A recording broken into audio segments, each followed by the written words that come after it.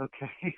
All right. We may have some dogs in the background. On your side too, or are you hearing my dogs? I'm at home right now and getting ready to leave, and I have 3 dogs, and there's quite a bit of activity outside for some reason in the neighborhood, so they may join in at any point, just so you know. Sounds good. I've got 3 at my house too, and they were doing the same thing, so maybe they're hearing each other. Who knows? Okay. Cool. All right, Ty. So we've got the Jelly Jam, and my first question is just out of pure curiosity. You've spent so many years of your life in a 3-piece band.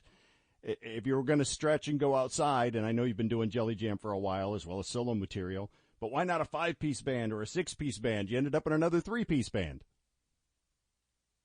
Well, it originally was a 4-piece band. We used to be called Platypus, and we had a keyboardist, Derek Sherinian, in the band. And we did 2 albums under that name. So we did actually start out a 4-piece. But after 2 albums, Derek left the band, and we were wondering if we should, what we should do. And we just sort of tried it out 3-piece and decided to stick with it. But it never was actually the original intention. It just sort of happened. Have you, and you must have at some point, and because it's been a long career, but have you ever played with another guitar player on a pretty consistent basis? Yeah, as a matter of fact, every band I was in, growing up had more than one guitar player. Even King's X, when we started out, we had another guitar player. Matter of fact, we had 2 other guitar players before we became 3-piece. So I was very much used to playing with other guitar players and actually preferred it because, it allows you to play different parts and develop things further than, just only being able to express all the ideas with one guitar. So I very much like the idea of playing with other guitarists. And when I do solo stuff, and any touring I'll be doing with that, and I'll definitely have another guitarist. It won't be 3-piece. And that guitarist will be Wally Farkas. He's a great guitar player. I love playing with him. He's from Galactic Cowboys, and just a fantastic player. So, yeah, I love playing with other guitar players. I prefer it, actually.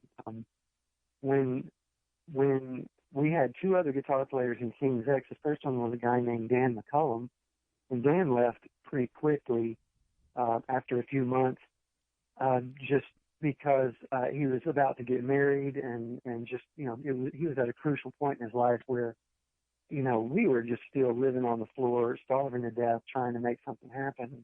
He needed to take care of his family, so he left us. And I brought up a friend from Mississippi named Kirk Henderson, and he played with us for a while.